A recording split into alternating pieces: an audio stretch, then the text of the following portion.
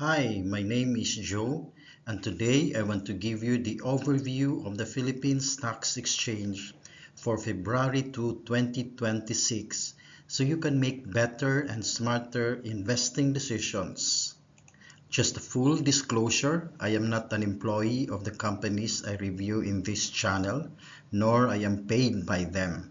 What you can expect from my videos are simple analysis of the market.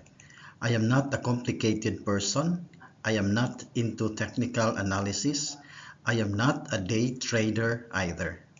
I invest for the long term, though before I spent months studying technical analysis, but I've made a decision to leave it up to those who have time to do so. I have a full-time job and stock investing is purely a passive income for me, but this will be my main source of income when I retire few years from now. Stock investing does not choose what age bracket you are in. Some say that it's too late to invest when you are in your 50s or 60s. But I tell you, you can still do your investments even in your latter years. I normally divide my video in three parts. I give investing tips, I give rundown or overview of the Philippine Stocks Exchange, and then I review a specific dividend stock. I give the background, performance of the past, and perspective or potential of the business. Now this is today's investing tip. This comes from Warren Buffett. He said, wide diversification is only required when investors do not understand what they are doing. This means that too much diversification is only required when investors do not understand what they are doing with their investment. Buffett is not saying that diversification is bad. For most investors, diversification is a safety net. Because if some stocks are performing poorly, other stocks can help them out. In this case, diversification keeps you away from harm due to ignorance, uncertainty, and mistakes. However, Warren Buffett argues that when an investor truly understands what they are investing in, then owning a very large number of investment is not necessary. Knowledge reduces risk. When investors carefully study a small number of high-quality businesses and buy them at sensible price and concentrating, their investments can actually be safer than spreading money across dozens of unfamiliar companies. For most people, especially beginners, diversification remains wise because gaining that level of understanding takes time and effort. In simple terms, Buffett's message is diversification protects you from ignorance. Understanding reduces the need for diversification. The better you understand your investments, the less you need to rely on spreading your money everywhere just to feel safe. If you've learned something from this tip, please comment and write the word diversification below. I'll give you the Philippine Stocks Exchange performance last week. Let's look at the movements at the market last week and learn from it.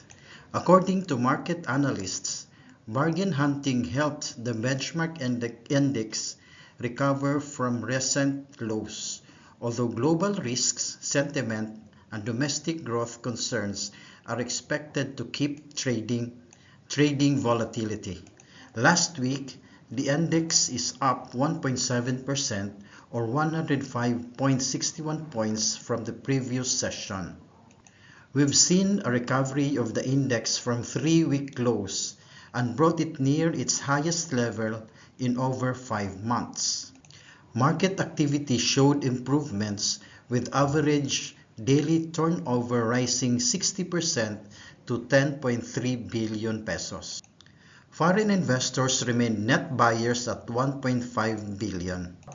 Overall, property stocks led sectoral losses last week, falling 4%. Mining and oil stocks rose 4%, while financials gained 1.8%. Now let's look at the main page of Call Financial. The market today is down by 31 points or 0.50%. Gold prices has gone down to below $5,000 per ounce. Thus, we are seeing a downward trend of the mining and gold here. This is 13 point. For the movers today, we have RCR as one of the gainers after receiving a heavy beating last week. As expected, Apex Mining is down 20% and Felix Mining down by 13%. As we know, these two are the prime movers of the mining sector of the Philippine Stock Exchange. Looking at the trend of the Philippine Stock Exchange market, we are seeing that it is still on the upward trend, though we are experiencing some bumps along the way. This is the bump.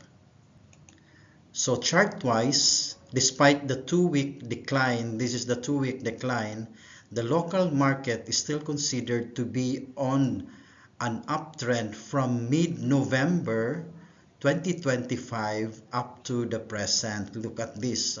This is the lower low, this is the higher low, and this is the higher low. So which means the trend is still going up. Now let's move on to the business or to the stock that I will be highlighting today. And this is Metrobank. Metrobank is one of the largest and oldest universal banks in the Philippines. It also has presence in Asia, the USA, and Europe, serving retail and customers and large corporations. It posted a record net income of 48.1 billion in 2024, up about 14% year-on-year. Metrobank reported a consolidated record high net income of 37.7 billion for the first 9 months of 2025, a 4% increase from same period in 2024.